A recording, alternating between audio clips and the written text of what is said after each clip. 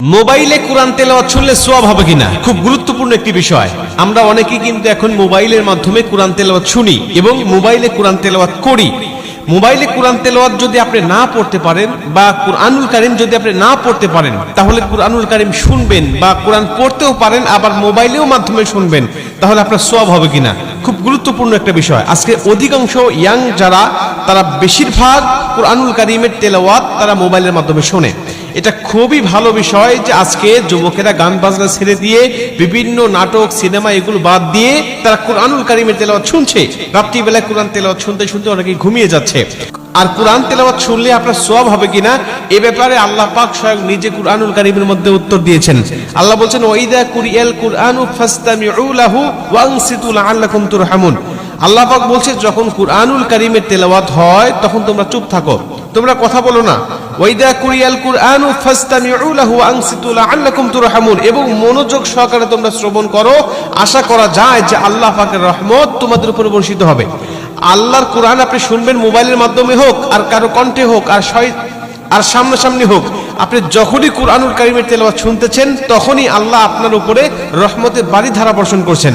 অতএব মোবাইলের মাধ্যমে আপনি কোরআন তেলাওয়াত শুনতে পারবেন, এটা হলো প্রথম নম্বর কথা। দ্বিতীয় নম্বর কথা, আপনি যদি কুরআনুল কারীমের তেলাওয়াত শুনতে শুনতে ঘুমিয়ে যান বা কুরআনুল কারীমের তেলাওয়াত শুনতে শুনতে আপনি যানবাহন করছেন, চলাচল করছেন, বা কুরআনুল কারীমের তেলাওয়াত আপনি বসে বসে শুনতেছেন, এমন অবস্থায় যদি আপনার মৃত্যু হয়ে যায়, নবীজি বলছেন, আল মাউতু আলা আমালিন সালেহ, যে ব্যক্তি ভালো কাজ করারত অবস্থায় দুনিয়া থেকে বিদায় নিয়ে চলে যায়, আল্লাহ পাক তাকে জান্নাতি মরণ দেয়, জান্নাতি মৃত্যু দেয়।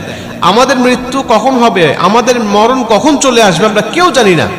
আল্লাহ যদি আমাদের ভালো কাজ করারত অবস্থায় মৃত্যু দেয়, অর্থাৎ কুরআনুল কারীমের তেলাওয়াত শোনা অবস্থা আপনার মৃত্যু হয়ে গেছে, অথবা কুরআনুল কারীমের তেলাওয়াত শুনে আপনি ঘুমিয়ে গিয়েছেন, ওই ঘুমের ঘরে আপনার মৃত্যু হয়ে গেছে, নবীজি সাল্লাল্লাহু আলাইহি ওয়াসাল্লাম বলছেন যে আল্লাহ পাক তাকে জান্নাতি মরণ দিবে।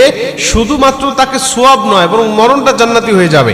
আর কোনো ব্যক্তি যদি জান্নাতি মরণ পেয়ে যায়, তার কবরে, হাসরে, মিজানে, ফুলচিরাতে কোথাও তার কোনো বাধা নাই, কোথাও তার কোনো টেনশন নাই, সরাসরি আল্লাহর 10টি পৃথিবীর সমান একটি করে জান্নাত তার জন্য অপেক্ষমান। মুসলমান ভাইরা আমার, এজন্য আল্লাহ পাকের কুরআনুল কারীমের তেলাওয়াত আপনি করবেন। যদি কুরআনুল কারীমের তেলাওয়াত করার পাশাপাশি কুরআনুল কারীমের তেলাওয়াত আপনি শুনতে চান, তাহলে অবশ্যই আপনি কুরআনুল কারীমের তেলাওয়াত আপনি শুনতে পারবেন। যদি সামনাসামনি কাউকে না পান কুরআন তেলাওয়াত শোনার জন্য, বা সামনাসামনিও আপনি শোনেন, আবার মোবাইলের মাধ্যমে আপনি শুনতে চান, তাহলে আপনি অবশ্যই শুনতে পাবেন। এতে কোনো সন্দেহ নাই, এতে কোনো সমস্যা নাই। বরং যতক্ষণ আপনি কুরআনুল কারীমের তেলাওয়াত শুনতে থাকবেন, ততক্ষণ পর্যন্ত গুনাহ থেকে বেঁচে থাকতে পারবেন। এবং যতক্ষণ কুরআন